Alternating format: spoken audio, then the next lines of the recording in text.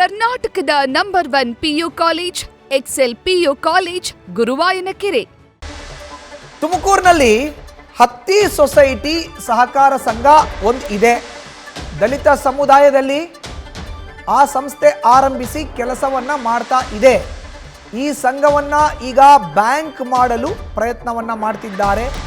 ಈ ವಿಚಾರವಾಗಿ doctor HC ಮಹದೇವಪ್ಪರನ್ನ ಭೇಟಿ ಮಾಡಿದ್ದೇನೆ.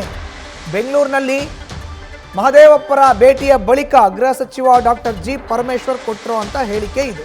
1994ರಲ್ಲಿ ನಮ್ಮ ತಂದೆ ತುಮಕೂರು ನಗರದಲ್ಲಿ ಹತ್ತಿ ಸೊಸೈಟಿ ಸಹಕಾರ ಸಂಘ ಅನ್ನೋದನ್ನು ಪ್ರಾರಂಭ ಮಾಡಿದರು. ಈಗ ಅದನ್ನು ಬ್ಯಾಂಕ್ ಮಾಡಬೇಕು. ಹೀಗಾಗಿ ಸಮಾಜ ಕಲ್ಯಾಣ ಇಲಾಖೆಯ ಸಚಿವರನ್ನ ಭೇಟಿ ಮಾಡಿದ್ದೀನಿ ಜಾಗಕ್ಕೋಸ್ಕರ ಅನ್ನೋ ಒಂದು ಮಾತನ್ನು ಮಾಧ್ಯಮಗಳ ಮುಂದೆ ಡಾಕ್ಟರ್ G ಪರಮೇಶ್ವರ್ ಹೇಳಿದರು. ಇದನ್ನು ಹೊರತುಪಡಿಸಿದ್ರೆ ಬೇರೆ ಯಾವುದೇ ರಾಜಕೀಯ ಚರ್ಚೆಗಳು ಆಗಿಲ್ಲ ಅನ್ನೋದು ಅವರ ಮಾತು.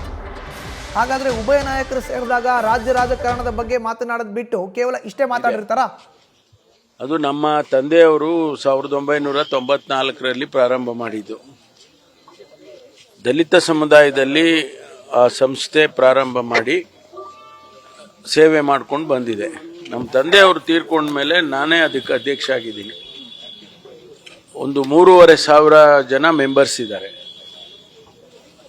ಅದು ಈಗ ಅವರು ಬ್ಯಾಂಕ್ ಮಾಡಬೇಕು, ಒಂದು ಕೋಆಪರೇಟಿವ್ ಸೊಸೈಟಿಯನ್ನು ಬ್ಯಾಂಕ್ ಮಾಡಬೇಕು ಅಂತ ಹೇಳಿ ಪ್ರಯತ್ನ ಮಾಡ್ತಿದ್ದಾರೆ.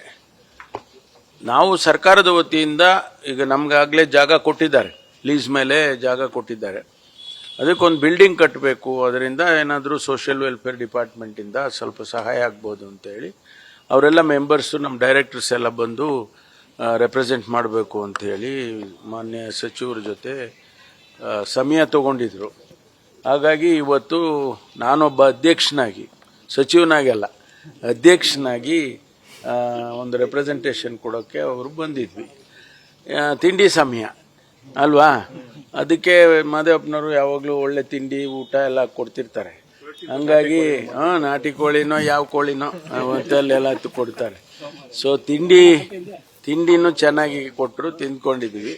ಒಂದು ಅಶ್ಯೂರೆನ್ಸು ಕೊಟ್ಟಿದ್ದಾರೆ, ನಮ್ಮ ಸರ್ಕಾರದ ವತಿಯಿಂದ ಏನು ಸಹಾಯ ಆಗುತ್ತೋ ಅದನ್ನು ಮಾಡ್ತೀವಿ ಅಂತೇಳಿ ಹೇಳಿದ್ದಾರೆ. ಅದಕ್ಕಾಗಿ ಬಂದ್ವಿ. ಇನ್ನು ಯಾವುದೇ ರಾಜಕೀಯ ವಿಶೇಷತೆ ಏನಿಲ್ಲ, ಆಯ್ತಾ.